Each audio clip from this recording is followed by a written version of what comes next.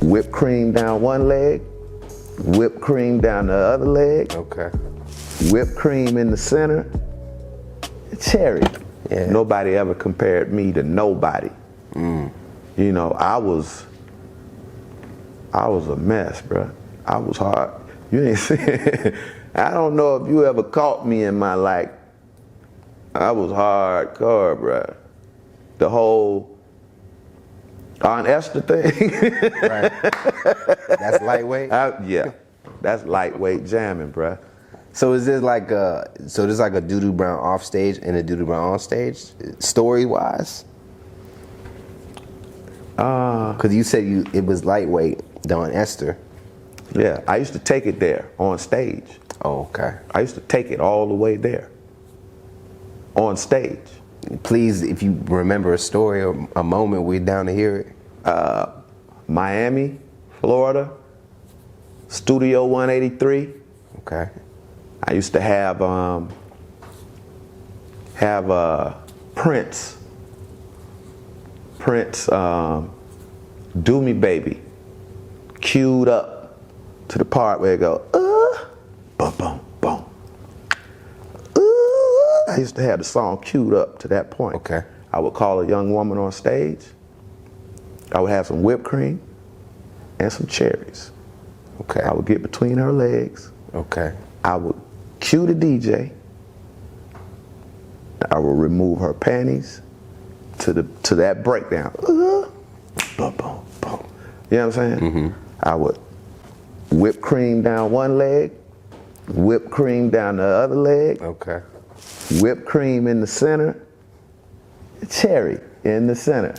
And by the time he got to the, I was between her legs performing fellatio. Okay. Lot of For real though, like panties off, pussy bare.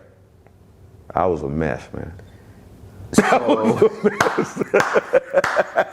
is that a punchline? Is that just you trying to give a great show? Is that for you? So many questions. What made you want to do that? I was just trying to be the hardest nigga out there, man.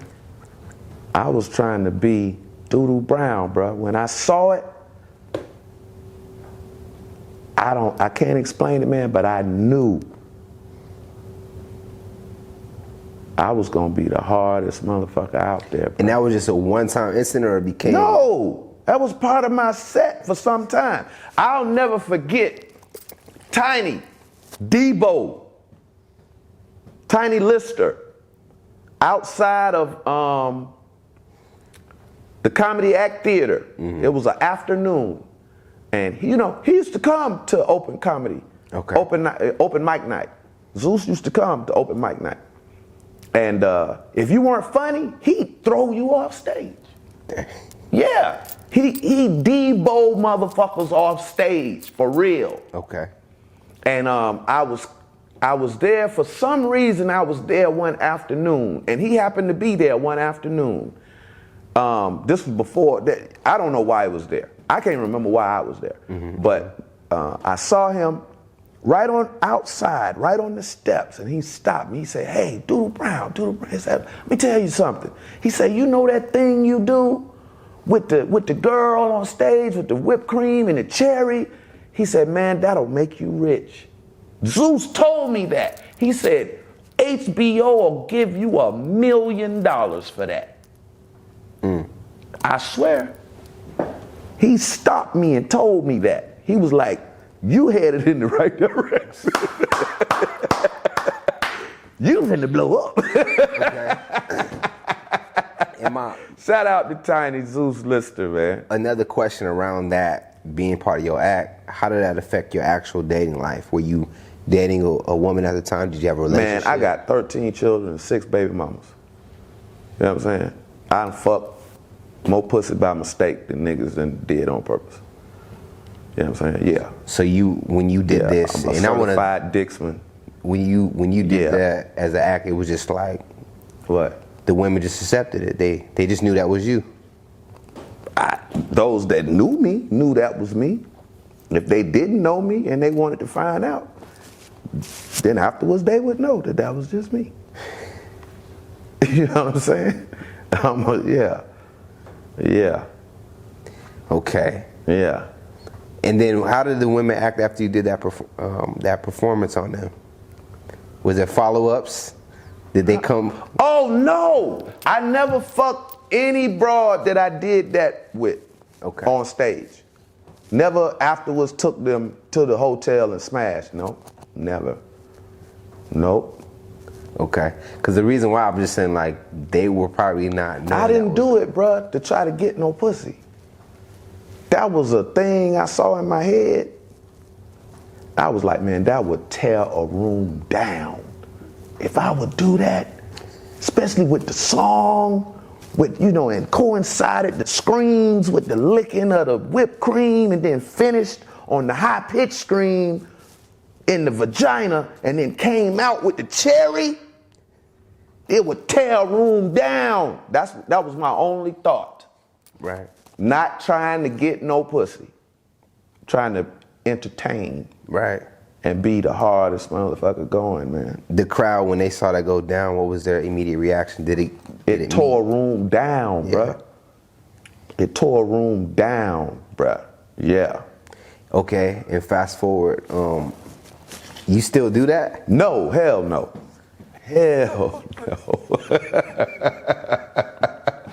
Hell nah, bruh. Why did you stop? My show evolved. It evolved, man. Man, I used to have this joke where I would pull a shitty pair of drawers out my pocket. Okay.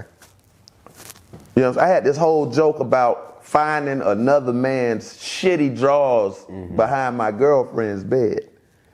You know, again, just going for what I knew would just tear the room up. I used to make shitty drawers.